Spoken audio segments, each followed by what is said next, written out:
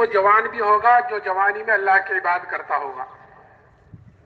تو جوانی کی قدر کہ بڑھاپے سے پہلے پہلے، اور مالداری کی قدر کرو تنگ دستی سے پہلے پہلے.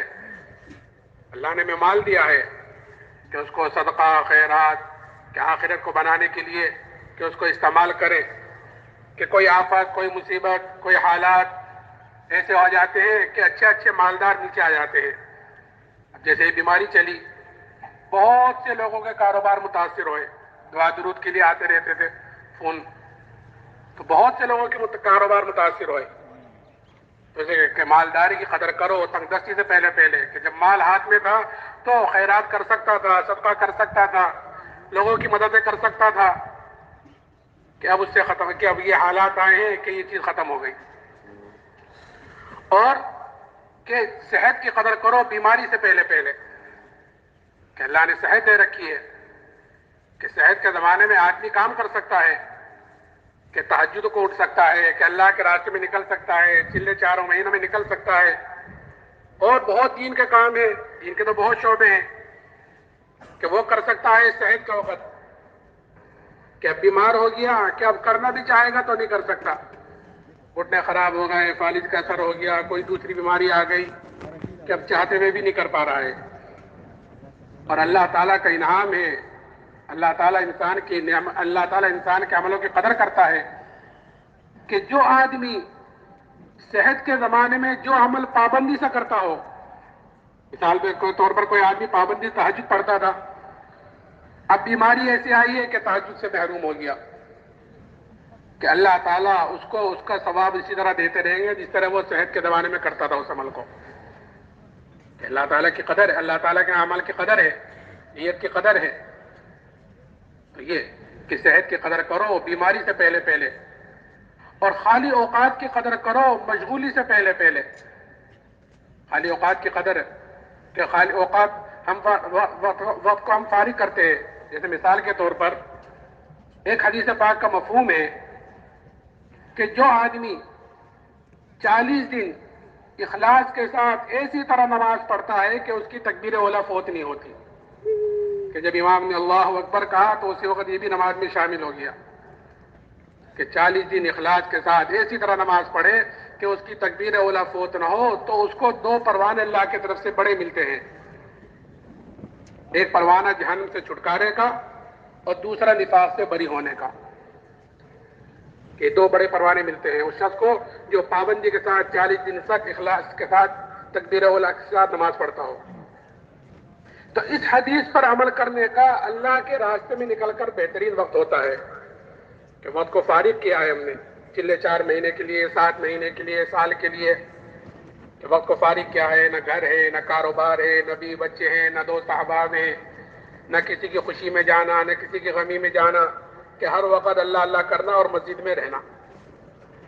اگر اس حدیث پر اللہ کے راستے میں نکل کر عمل نہ ہوا تو گھر آ کر اس حدیث پر عمل کرنا مشکل ہو جائے گا، کیونکہ وہ گھر کے اندر آدمی گھرا ہوا رہتا ہے. گھر کے کاروبار، گھر میں، گھر کے بچوں، بیوی بچوں میں، گھر کے کام کاج میں، کاروبار میں، کسی کی خوشی میں گیا، کسی کے یہاں غمی میں چلا گیا، کہ اس حدیث پر وہاں عمل کرنا مشکل ہے. جب اللہ کے راستے میں نہیں ہوا تو گھر کیسے ہوگا؟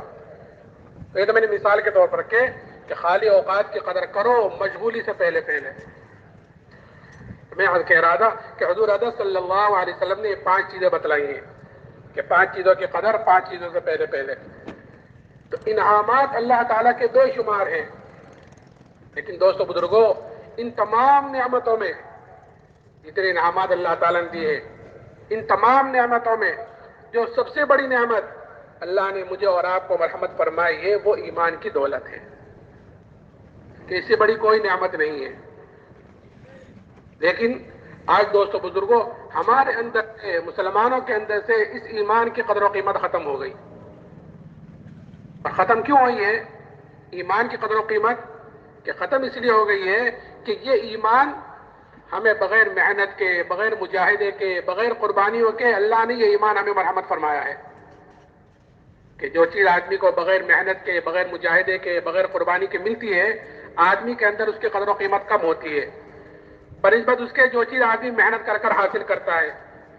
جس چیز پر آدمی کا جان مال وقت لگتا ہے، جس چیز کے لیے آدمی قربانی دیتا ہے، کہ اس کی قدر و قیمت آدمی کے اندر زیادہ ہوتی ہے۔ اور جو چیز، جیسے کوئی وراثت میں کوئی چیز مل جائے بیٹے کو، کہ باپ نے محنت کی ہے، باپ نے کمایا ہے، اب بیٹے کے پاس آ گئی ہے، تو بیٹے کے اندر وہ قدر و قیمت نہیں ہوگی جو باپ کے اندر اس کی قدر و قیمت ہوگی، کیونکہ بیٹے کو بغیر محنت کے ملا ہے۔ ایسے یہ ایمان ہمیں بغیر محنت کے ملا ہے، بغیر مجاہدے کے، بغیر قربانی کے، کہ اللہ تعالیٰ کا فضل ہے، اس کا احسان ہے کہ یہ تو اتنی بڑی نعمت ہے، اگر ساری زندگی بھی سجدے میں سر رکھ کر اس نعمت کا شکر ادا کرنا چاہیں تو خدا کی قسم اس نعمت کا شکر ادا نہیں ہو سکتا، کہ اللہ تعالیٰ ہمیں کسی غیر کے ہاں پیدا کر دیتے، کسی کافر کے ہاں پیدا کر لیتے تو ہم کیا کر لیتے؟ اس لیے کہ دنیا کی کسی چیز پر بھی اللہ نے کامیابی اور ناکامی کا دار و مدار نہیں رکھا ہے، کہ مال زیادہ ہوگا یا اکثریت زیادہ ہوگی، ہتھیار زیادہ ہوں گے یا حکومت ہوگی تو کامیاب ہو جائیں گے، اور یہ چیز نہ ہوئی تو ناکام ہو جائیں گے، کہ اس پر کسی چیز پر بھی اللہ نے کامیابی اور ناکامی کا دار و مدار نہیں رکھا ہے۔ کامیابی اور ناکامی کا دار و مدار اللہ نے ایمان پر رکھا ہے، ایمان اور اعمال صالحہ، ایمان اور اعمال صالحہ، کہ ایمان کے بغیر تو کوئی عمل قابل قبول ہے ہی نہیں، کوئی عمل قابل قبول نہیں، لیکن ایمان ہے اور اعمال صالحہ نہیں ہے تو پھر کل قیامت کے دن اس کی سزا بھگتنی پڑے گی، اور اللہ معاف کر دے تو وہ تو غفور الرحیم ہے، اس کو کون پوچھنے والا ہے۔ تو ایمان کے بغیر اگر آدمی دنیا سے چلا گیا اور دنیا کا سارا سونا چاندی اپنی جان کے فدیے میں دینا چاہے اور دے کر اپنی جان بچانا چاہے تو وہاں اس کی جان نہیں بچ سکتی۔ تو یہ اللہ نے ہمیں ایمان کی دولت میں رحمت فرمائی ہے، اللہ تعالیٰ ہمیں اس ایمان کی قدر کرنے کی توفیق نصیب فرمائے۔ اور اسی لیے حضور اقدس صلی اللہ علیہ وسلم نے اس ایمان کی قدر و قیمت بتلائی ہے، اور صحابہ کے اندر یہ ایمان کی قدر و قیمت اتاری ہے، کہ کیا قدر بتلائی ہے؟ کہ یہ قدر بتلائی ہے کہ جب تک ایک بھی ایمان والا، اللہ اللہ کہنے والا اس دنیا میں موجود رہے گا، کہ اللہ تعالیٰ اس سات و زمین آسمان کے نظام کو ایسے ہی چلائے گا جیسے آج چلا رہا ہے، اس ایمان والے کی وجہ سے، کہ یہ ایک ایمان والے کی قدر اللہ کے ہاں ہے۔ اور قیمت کیا بتلائی؟ کہ اگر رائے کے دانے کے برابر بھی ایمان کو بچا کر لے گئے تو اللہ تعالیٰ اس دنیا سے 10 گنی بڑی جنت مرحمت فرمائے گا۔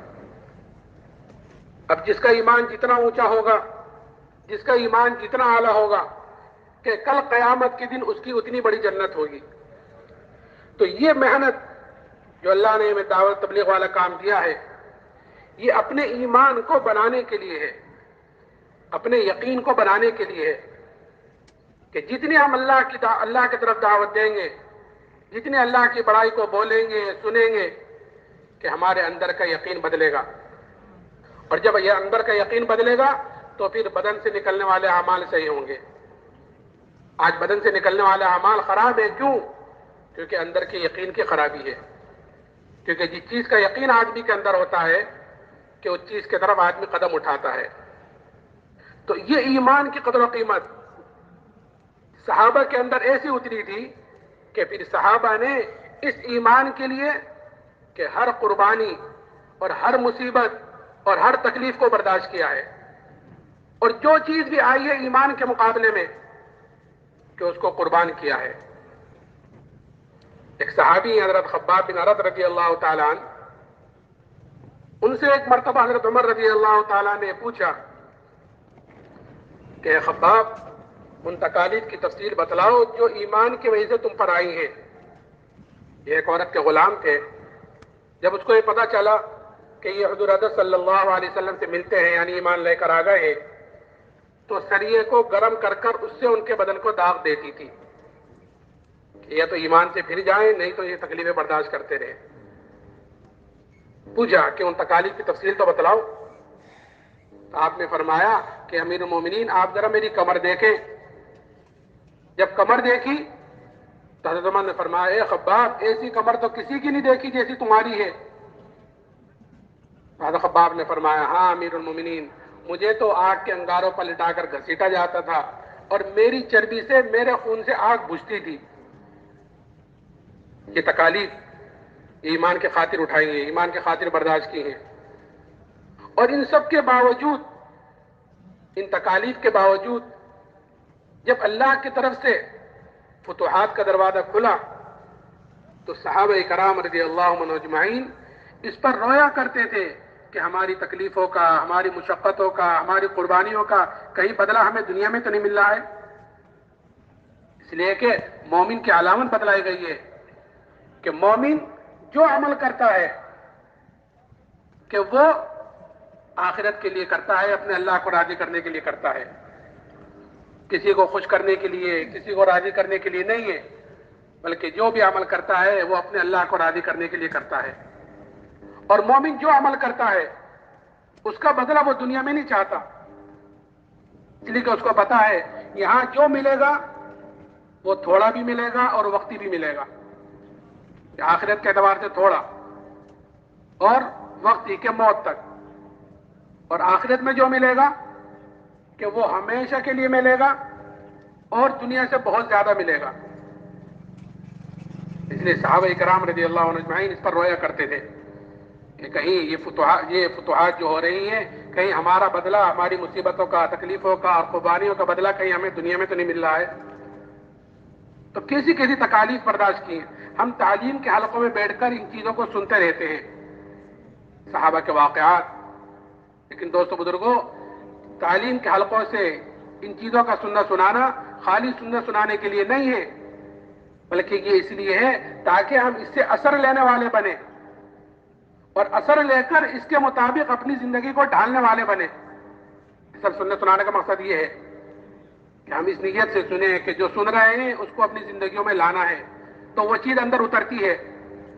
اور اگر اس نیت سے نہیں سنیں گے تو بھی تعلیم کا وقت پورا ہو جائے گا، 2 گھنٹے 2.5 گھنٹے کے بھی کوئی حاصل نہیں ہوگا، جیسے بیٹھے تھے ویسے اٹھ جائیں گے۔ اس سے بھرے پڑے ہیں صحابہ کے کہ صحابہ نے کیسی کیسی قربانی دی ہے۔ ایک صحابی حضرت عبداللہ ابن حذافہ رضی اللہ تعالیٰ عنہ، ان کو روم کی فوج نے قید کیا اور قید کر کر ان کو بادشاہ کے سامنے لائے، تو بادشاہ نے ان کے اوپر نصرانیت کو پیش کیا کہ تم نصرانی ہو جاؤ تو میں آدھی بادشاہ تم کو دے دوں گا۔ آدمی کو جو سیدھے راستے سے، صحیح راستے سے ہٹایا جاتا ہے، وہ 2 راستوں سے ہٹایا جاتا ہے، کوئی کام کرانا ہو غلط تب بھی، اور صحیح راستے سے ہٹانا ہو تب بھی، کہ 2 چیزوں سے۔ ایک تو لالچ دے کر ہٹایا جاتا ہے اور لالچ دے کر کام کرایا جاتا ہے کہ ہمارا کام کر دو، اتنے پیسے لے لو، یہ اس راستے سے ہٹ جاؤ، اتنے پیسے لے لو۔ اور دوسرے دھمکی دے کر ہٹایا جاتا ہے۔ تو صحابہ کرام رضی اللہ عنہ اجمعین کے ساتھ دونوں چیز آئی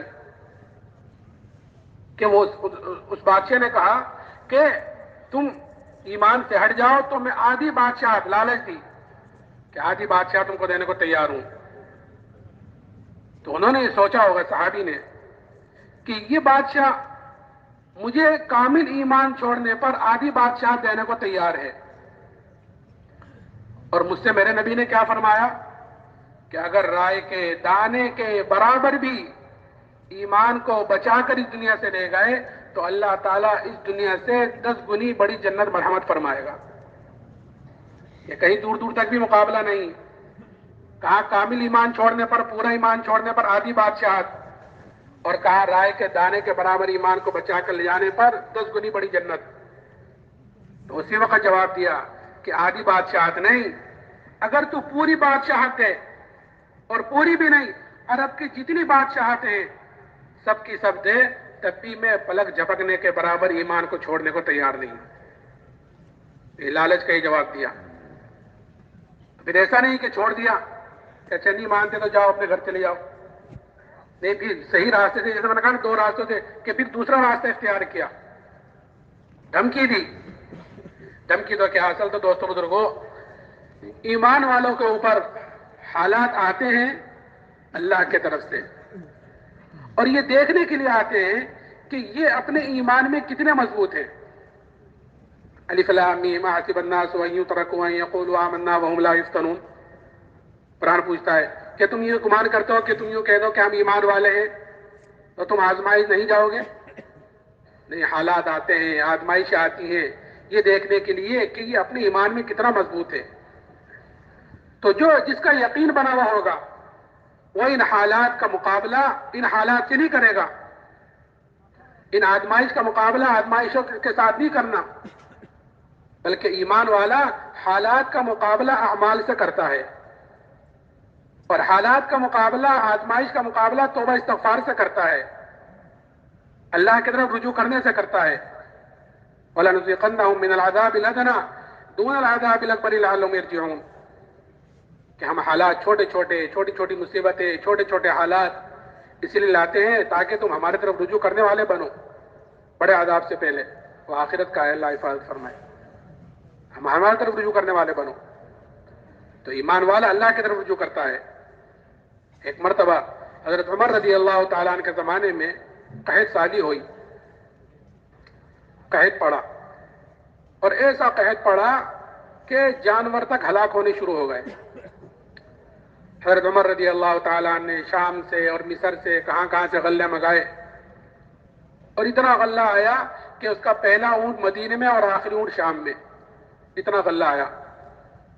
لیکن غلہ آیا آ کر ختم ہو گیا، قحط سالی ختم نہیں ہوئی۔ ایک صحابی نے بکری ذبح کی تو اس بکری کے اندر سے نہ خون نکلا نہ گوشت نکلا، خالی ہڈی نکلی۔ یہ صحابی روتے ہوئے سو گئے۔ خواب میں زیارت کی جناب رسول اللہ صلی اللہ علیہ وسلم کی، آپ نے فرمایا کہ عمر کو میرا سلام کہنا اور یہ کہنا کہ تو بڑا عقل مند تھا، تجھے کیا ہوا؟ ایمان کی فراست عطا فرمائی تھی۔ یہ صحابی اٹھ کر حضرت عمر کی خدمت میں گئے اور جا کر اپنا پورا خواب کا تذکرہ کیا۔ حضرت عمر نے فوراً مشورے والوں کو جمع کیا۔ یہ بھی ملتا ہے کہ ہمارا دین کا کام ہو چاہے دنیا کا کام ہو، جو آدمی مشورے سے چلتا ہے وہ نامراد نہیں رہتا۔ ہمیں اپنے ہر معاملے میں اپنے مشورے والوں سے رجوع کرنا چاہیے۔ کوئی چیز آئی ہے، کوئی حالات آئے ہیں، کوئی بات آئی ہے، کوئی بات پیش آئی ہے، دین کی ہو یا دنیا کی ہو، یعنی اپنے گھر دنیا کے بھی حالات آتے ہیں یا دین کے اعتبار سے آئے ہیں، کام کے اعتبار سے آئے ہیں، تو اپنے مشورے والوں سے رجوع کرو، مشورہ کرو معاملے میں، کہ جو مشورے سے کام لیتا ہے وہ نامراد نہیں رہتا۔ تو مشورے والوں کو جمع کیا اور یہ خواب رکھا بیچ میں کہ ایک ساتھی نے ایسا خواب میں دیکھا ہے۔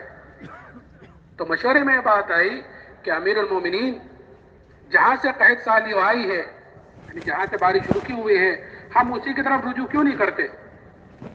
ہم غلے منگا رہے ہیں شام سے اور مصر سے، ہم ادھر ادھر جا رہے ہیں کہ ہم تو قحط سالی تو اللہ کی طرف سے آئی ہے، بارش تو اللہ کی طرف سے رکی ہوئی ہے، تو ہم اسی کی طرف رجوع کیوں نہیں کرتے؟ حضرت نے فرمایا ہاں یہ چوک ہو رہی ہے۔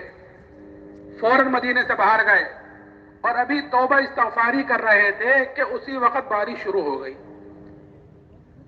جب تک حالات کا مقابلہ حالات سے کرتے رہے تو وہ حالات بجائے کم ہونے کے اور زیادہ بڑھتے رہے، اور جب حالات کا مقابلہ کہ توبہ استغفار سے کیا، اللہ کی طرف رجوع کرنے سے کیا، تو اللہ تعالیٰ نے فوراً حالات پلٹ دیے۔ آج بھی دوستو بزرگوں، جو چاروں طرف حالات ہیں، خاص طور سے مسلمانوں پر، کہ اس کا واحد علاج یہ ہے کہ ہر مسلمان اللہ کی طرف رجوع کرنے والا، اللہ سے توبہ استغفار کرنے والا بنے، کہ توبہ کا دروازہ کہ موت تک کھلا ہوا ہے، وہ کبھی بند نہیں ہوگا سوائے جب تک موت نہ آئے۔ اور اللہ تعالیٰ توبہ قبول کرنے کے لیے ہر وقت تیار ہے، ہر ایک کی تیار ہے۔ شیطان بہکاتا ہے کہ تو بڑا پاپی ہے، تو نے تو یہ کیا ہے، یہ کیا ہے، وہ یہ تو بہکاتا ہے یا پھر اس توبہ کو ٹلاتا ہے۔ تو توبہ کو ٹلانا نہیں ہے اور بہکاوے بھی نہیں آنا، ہر آدمی اللہ کی طرف توبہ استغفار کرنے والا بنے اور اللہ سے اچھی امید رکھے، کہ اللہ سے جیسی امید رکھو گے اللہ ویسا معاملہ کرے گا۔ بندے کے گمان کے ساتھ ہے کہ اللہ سے اچھی امید رکھے، توبہ استغفار کرے، اچھی امید رکھے۔ میں عرض کر رہا تھا کہ حالات آتے ہیں اللہ کی طرف سے یہ دیکھنے کے لیے کہ یہ اپنے ایمان میں کتنا مضبوط ہے۔ تو وہ صحابی لالچ دی تو لالچ کو تو یہ جواب دیا، پھر دھمکی دی، بادشاہ نے دیگ منگائی، اس دیگ کے اندر پانی کھولایا جب پانی خوب کھول گیا تو بادشاہ نے ان کے سامنے عبداللہ ابن حذافہ کے سامنے اس کے قیدیوں کو بلا کر اس میں ڈلوایا اور یہ کہا کہ یہ تو ایمان سے پھر جاؤ نہیں تو تمہیں بھی اس میں ڈالا جائے گا. اور صحابی کہنے لگے تجھ سے جو ہو سکے وہ تو کر لے. بادشاہ نے حکم دیا کہ ان کو اس میں ڈال دو. جب لے جانے لگے تو وہ صحابی رونے لگے. تو اس کی اطلاع ہوئی کیونکہ بادشاہ نے کہہ رکھا تھا کوئی نئی بات دیکھو تو مجھے اطلاع کرنا. بادشاہ کو اطلاع کی گئی کہ وہ صحابی تو رو رہے ہیں. پھر بلایا اور پھر ان پر نصرانیت کو پیش کیا. وہ فرمانے لگے کہ میں نے ایک مرتبہ تجھ سے کہہ دیا تھا کہ تجھ سے جو ہو سکے وہ تو کر لے. کہ اچھا پھر رو کیوں رہے تھے؟ کہ واہ کہ میں تو اس لیے رو رہا تھا کہ میرے بدن کے اندر ایک جان ہے, ایک ہی جان ہے, وہ جان اس دیگ میں ڈالی جائے گی ختم ہو جائے گی. میں تو اس لیے رو رہا تھا کاش میرے بدن کے اندر 100 جانیں ہوتی اور میرے روئے روئے میں جان ہوتی اور وہ ساری کی ساری جانیں آج اس دیگ میں ڈالی جاتی اور وہ ساری کی ساری جانیں میں اللہ کے نام پر قربان کرتا. ایک جان کا کیا قربان کرنا. اور کل کو جب اللہ پوچھتا ہے عبداللہ دنیا سے کیا لایا تو میں کہتا ہے اللہ جتنی تو نے مجھے جانیں دی تھی سب تیرے نام پر قربان کر کر آیا ہوں. تو یہ جذبہ بنتا ہے دوستو بزرگوں دعوت سے کہ جب آدمی اپنے دین کو لے کر حرکت میں رہتا ہے کہ پھر جان مال اللہ کے نام پر لگانے کا جذبہ اندر پیدا ہوتا ہے مستقل. اور پھر جب یقین اندر بن جاتا ہے تو پھر بدن سے نکلنے والے اعمال اس کے صحیح ہوتے ہیں. کہ اعمال کی خرابی یقین کی خرابی کی وجہ سے ہے. اعمال بنیں گے جب یقین بنے گا. ہماری اصل اس محنت کا مقصد اپنے اندر کے یقین کو بدلنا ہے, اپنے اندر کے یقین کو بنانا ہے. جب یقین بن جائے گا تو پھر بدن سے نکلنے والے اعمال صحیح ہوں گے, بدن سے نکلنے والے اعمال جاندار ہوں گے. یہ صحابہ نے کہ پہلے ایمان بنایا ہے, پہلے ایمان کو سیکھا ہے کہ تعلمنا الایمان ثم تعلمنا القرآن, کہ پہلے ہم نے ایمان کو سیکھا ہے پھر ہم نے قرآن سیکھا ہے. قرآن یعنی شریعت دین, کہ جب ایمان بن گیا تو پھر دین پر چلنا آسان ہوا. پھر کوئی رکاوٹ آئی دین پر چلنے میں تو اس رکاوٹ کا برداشت کرنا بھی آسان ہوا, اس پر چلنا بھی آسان ہوا. کیونکہ رکاوٹیں تو آتی ہیں, قدم قدم پر رکاوٹیں کھڑی ہوتی ہیں جب آدمی دین پر چلتا ہے. لیکن اگر اندر بنا ہوا ہوگا تو پھر اس رکاوٹوں کو برداشت کرنا آسان ہو جائے گا. پہلے شراب حلال تھی جب تک اس کی حرمت نہیں آئی تھی. ایک صحابی کے گھر پر شراب کا دور چل رہا تھا, شراب پی جا رہی تھی. تو شراب کیسی چیز ہے, کیسا نشہ ہوتا ہے اس میں, یہ تو شراب پینے والوں سے پوچھو. ہر نشے والی چیز بڑی مشکل سے چھوٹتی ہے. تو شراب کا دور چل رہا تھا. ایک صحابی نے آ کر کہا کہ شراب حرام کر دی گئی ہے. اب ایک طرف خواہش ہے, جی چاہ رہا ہے, اور دوسری طرف ایک کان میں آواز پڑی ہے کہ شراب حرام کر دی گئی ہے. کہتے ہیں کہ جتنی مٹکوں میں شراب بھری ہوئی تھی سارے کے سارے مٹکے اٹھا کر پھوڑ دیے کہ یہ حکم آ گیا ہے کہ شراب حرام ہو گئی ہے, کہ اب ختم ہو گئی. کہ جس کے ہاتھ میں تھی اس کے منہ تک نہیں پہنچی, جس کے منہ تک پہنچ گئی تھی حلق سے نیچے نہیں اتری, کیونکہ بنا ہوا تھا ایمان. تو ایسے ہی دوستو بزرگوں ہم جب تک ہمارا ایمان نہیں بنا ہوگا کہ بدن سے نکلنے والے اعمال صحیح نہیں ہوں گے. صحابہ کرام رضی اللہ عنہ اجمعین نے ایمان بنایا, ایمان بنانے کے بعد پھر اعمال بنائے, اور خالی ایمان کے لیے قربانی نہیں دی. صحابہ کرام رضی اللہ عنہ اجمعین نے اپنے عملوں کے لیے بھی قربانی دی ہے. کہ عمل خراب ہوا ہے تو جس چیز کی وجہ سے عمل خراب ہوا ہے اس چیز کو اپنے پاس نہیں رہنے دیا. جیسے ایمان پر چوٹ پڑی ہے کہ جس چیز کی وجہ سے ایمان پر چوٹ پڑی ہے اور جس چیز کی وجہ سے دین کے تقاضوں پہ چوٹ پڑی ہے کہ اس کو اپنے پاس نہیں رہنے دیا. ایسے عمل خراب ہوا ہے کہ جس چیز کی وجہ سے عمل خراب ہوا ہے کہ یہ اپنے پاس نہیں رہے گی, کہ اس چیز کی وجہ سے میرا عمل خراب ہوا ہے. اللہ کے راستے میں نکلنے میں دیری ہو گئی. حضرت کعب بن مالک رضی اللہ تعالیٰ عنہ کو جب توبہ قبول ہوئی تو جس چیز کی وجہ سے پیچھے رہ گئے تھے وہ اللہ کے نام پر صدقہ کر دیا. کیا رسول اللہ, یہ اللہ کے نام پر صدقہ, اس کی وجہ سے میں پیچھے رہا. یہ میرے پاس تھی تو میں سوچتا رہا آج چلے جاؤں گا, کل چلے جاؤں گا, کل چلے جاؤں گا, پرسوں چلے جاؤں گا. میں یہ سوچتا رہا یہاں تک کہ آپ واپس آ گئے کہ اس چیز کی وجہ سے میں پیچھے رہا ہوں, یہ میرے پاس اب نہیں رہے گی. ایک صحابی حضرت ابو طلحہ رضی اللہ تعالیٰ عنہ اپنے باغ میں نماز پڑھ رہے تھے. गुंजान बाग भरा हुआ, उसमें नमाज पढ़ रहे थे। नमाज पढ़ते पढ़ते अचानक एक परिंदे पर निगाह पड़ी जो इधर उधर घूम रहा था, इधर उधर जा रहा था, और गुंजान बाग। तो जब उस परिंदे पर निगाह पड़ी तो उस परिंदे के साथ निगाह घूमने लगी, इधर को परिंदा जावे उधर को निगाह भी चली जावे। थोड़ी देर में ख्याल आया कि मैं तो नमाज पढ़ रहा था। जब ये ख्याल आया कि नमाज पढ़ रहा था तो ये भूल गए कि कितनी रकातें हुई, 2 हुई कि 3 हुई, भूल गए। सलाम फेरा, सलाम फेर कर फौरन जनाब रसूलुल्लाह सल्लल्लाहु अलैहि वसल्लम की खिदमत में हाजिर हुए और जाकर अर्ज किया, रसूलुल्लाह, ये पूरा का पूरा बाग अल्लाह के नाम पर सदका है। क्यों? क्योंकि ये बाग जरिया बना है मेरी नमाज की खराबी का।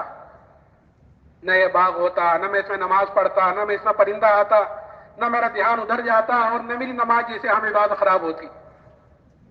ये जरिया बना है कि उसको अल्लाह के नाम पर सदका कर दिया कि नमाज खराब हुई, नमाज जिसे हम इबादत।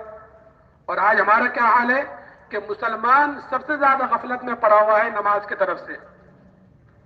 हालांकि हदीस में आता है कि इस्लाम में उसका कोई हिस्सा नहीं है जो मुसलमान नमाज ना पढ़े।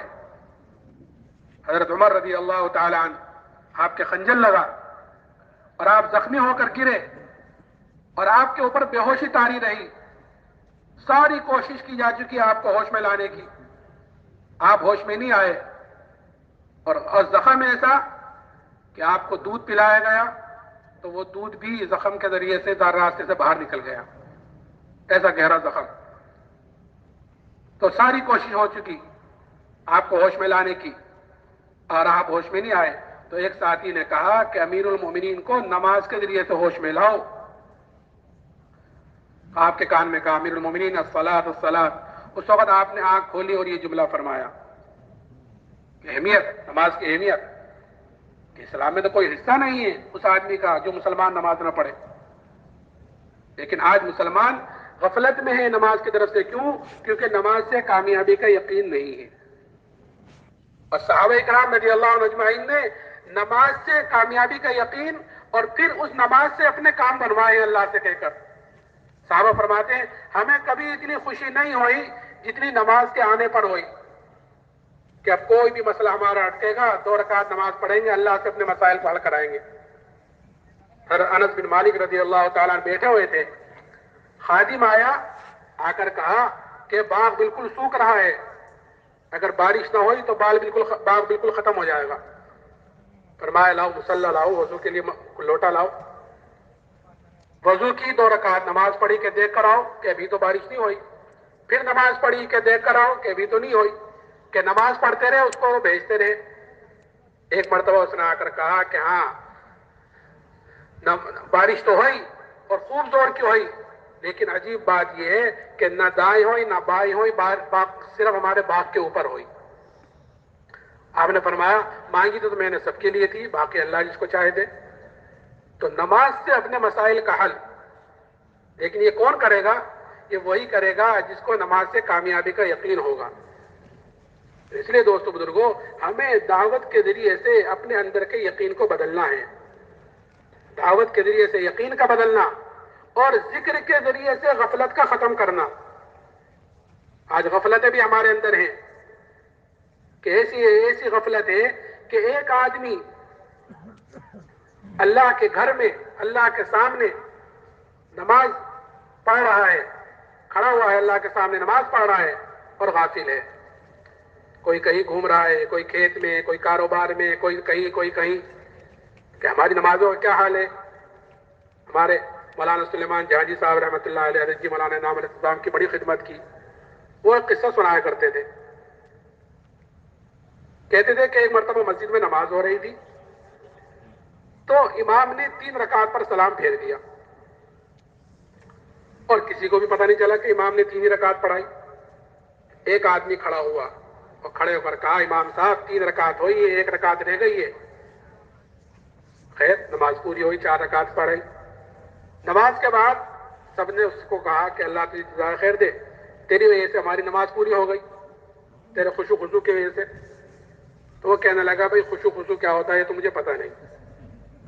बाकी हाँ ये है कि मेरी 4 दुकानें हैं और मैं हर रकात में एक दुकान का हिसाब करता हूं। اب کہ میری 3 ہی دکان کا حساب ہوا تھا کہ امام نے سلام پھیر دیا، اس کی وجہ سے مجھے پتا چلا کہ 1 رکعت رہ گئی. تو یہ ہماری نمازوں کا حال ہے. یہ تو ہنسنے کی غور کرو تو یہ رونے کی بات ہے کہ ہم کس کے سامنے کھڑے ہیں اور کس سے مانگ رہے ہیں، اور ہماری حال یہ ہے. تو اس لیے اللہ کا ذکر کرنا ہے تاکہ ہمارے اندر کی غفلت ختم ہو، اور ذکر کرنا ہے اللہ کے دھیان کے ساتھ کہ ہمارے بڑے 3 تسبیح صبح کو، 3 تسبیح شام کو، 1 تسبیح تیسرے کلمے کی سبحان اللہ الحمدللہ لا الہ الا اللہ اللہ اکبر ولا حول ولا قوت الا باللہ العلی العظیم، اور 1 تسبیح درود شریف کی، 1 استغفار کی. یہ 3 تسبیح صبح کو، 3 تسبیح شام کو دھیان سے جی لگا کر پڑھنے کے لیے کہتے ہیں.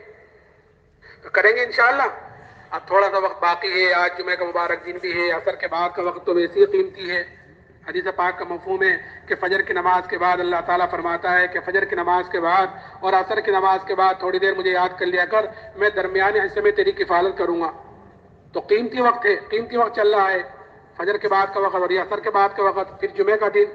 تو یہ قبولیت کا ہے، اور ماشاءاللہ بیانات تو مستقل چلتے رہتے ہیں، ہوتے رہتے ہیں، سنتے رہتے ہیں.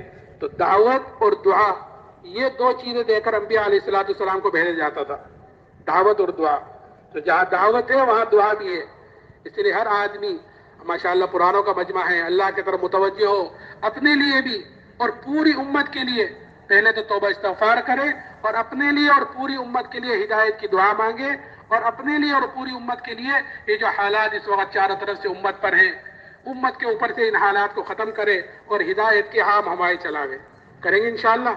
اللہ تعالی عمل کی توفیق عطا فرمائے. سبحان اللہ و بحمدہ، سبحانک اللہم